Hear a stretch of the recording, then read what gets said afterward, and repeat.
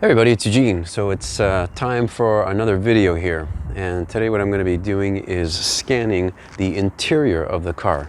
And the reason I want to do that may be because there's some evidence or something inside that may be important. There could be some damage that I want to document. Could be any number of things. Now, I've seen people do this a number of different ways, but I think I found the best way, at least for me, that captures just about everything that I need and gets a lot of different coverage.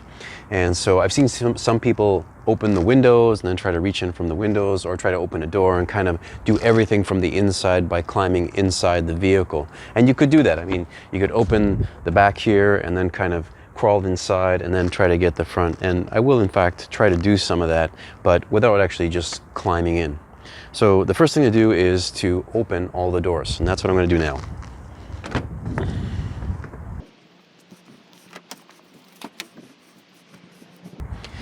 Okay, so all the doors are open, and if you can get all the doors open, then this is probably one of the best ways. Now, sometimes doors are crushed, they're damaged, you can't get them open. Open the other side, open 3 doors, open whatever it is that you can get in from.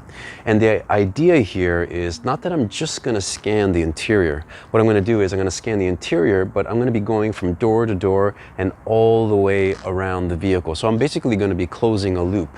And from each doorway here, open door, I'm going to try and scan as much as I can, at least to get as much coverage, and to try and do this from different perspectives as well. And that's the key here. All the different perspectives, all the areas that are sort of underneath and in different places, that'll help to sort of get you the most complete interior scan possible. So here's what I'm going to do. I'm going to fire up Recon-3D here, and I'm just going to call this interior. Okay. And now, depending on the resolution that you want, you can go really fine. I'm not going to go too crazy. I'm probably going to go down to 3 millimeters. That's okay for what I'm doing here. And also, I would normally do target detection. And I just did a video on target detection, and what I would do actually is put a target down at the back and put a target down at the front. And I've seen some people actually put targets just on the interior of the vehicle, but remember, the longer and the more spread out the targets are in your scene, the better it is, the more accurate data you're going to be getting. So I would actually go from the back to the front, or some other longer scale. And since I'm going to be going around the whole vehicle, it doesn't matter. I should be able to pick them up. But for this one, I'm just going to shut off the target detection. I'm just going to really be talking about the scanning portion only. So I'm good with that. I'm going to go ahead and save, and now I'm going to start to scan. And you'll see that I'm going to enter sort of each doorway, try to get the back of the seats, and then try to get down on the ground, and then maybe I'm going to try to get the seat back here and this whole area, and then make my way around. So let me start back here, and let me go ahead and hit record. Okay, so here we go. And one of the benefits of doing it this way also is that you can combine this. So if you have targets which are on the ground, and you have targets, you can do it like with the doors open, and then you scan it with the doors closed. What you can do is combine the two. So you can go into a program like Cloud Compare and combine the two, and then you can always just edit the doors to kind of get rid of them. You can cut them out, and then you would actually have a scan of an interior and an exterior. So the two together would be one complete scan. Now here, this is where, for example, sometimes people ask, hey, should I get an iPad or should I get a phone? And sometimes I'll say, hey, what do you want the iPad for? If you're going to use it for other things, then hey, go for it. It's pretty good. But if you're not going to need it, or you think just because it's got a little bit more power it's helpful, well, I would say probably just go with the phone, just because of an example like this where you have a smaller space and you want to squeeze in. The iPad is much better. Okay, so I think I've got that side done. I'm going to do this side. Maybe get a little bit of the door like this. And again, I'm going to try to scan from this side, try to fill it all in. Now, just to keep the video kind of reasonable, I'm probably not going to get everything that I want, but I'm going to get most of it for sure. Just across here. All right. And then I'm slowly going to move back, and I'm going to move to the back here. And there we go. I'm going to get some interior like this. And if I want, I can actually kind of tuck myself in and then get to the front there. So for example, if I wanted to, I could kind of go like this and move in between the seats Okay, and then do something like this. Nothing wrong with that. Get the bottom of the seats, that's pretty complete. And I'm gonna move back a bit, like that. Okay, and I'm just gonna roll around the other side. And I'm gonna close this loop now. So I've got some good overlap. I'm gonna make my way into the door and I'm kind of back where I started. Now, if you're worried about it, you know, you can go over again, you can jump in again. You know, you've got some time here. So I've got, I don't know, it's just been about a few minutes. So I'm just gonna stop there like this.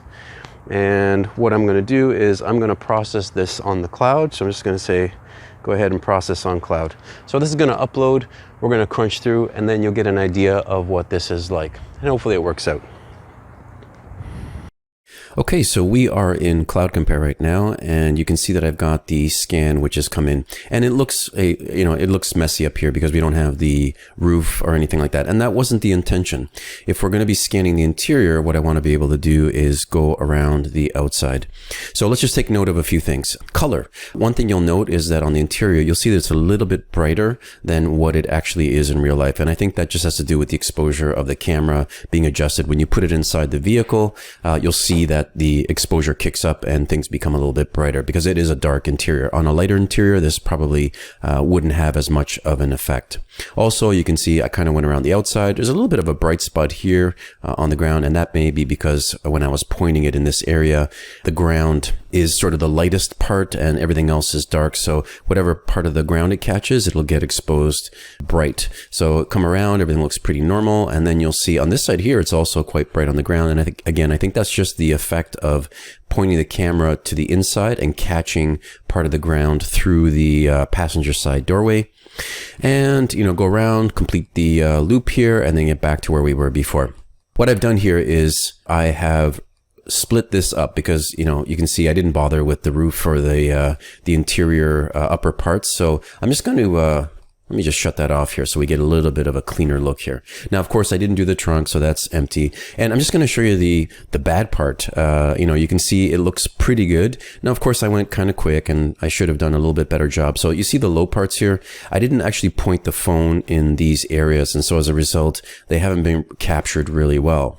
Over here, okay, not too bad. You can see this part of the chair or the seat, right? Should have caught that a little bit better. The floor where the pedals are and stuff are okay. That's not too bad. The top of the dash is difficult actually because you have to try and get the phone perpendicular to these surfaces. So you may have to get in a little bit closer. And if we get in here, a similar kind of thing. You see down at this part, I didn't point the phone in this particular area, so we're missing a bit of data. But nonetheless, you know, for an overall, if you have to take some measurements of the interior, you know, we have the seats, we got the headrest more or less. Back here, I can see a little bit, well, I'm not going to get the back of the headrest here. I would have to have opened up the trunk and then come at it from that side, which would have been absolutely possible too. Here, the top of the headrest is missing because it's just hard to get the phone up top. So a little bit more that I could have done there.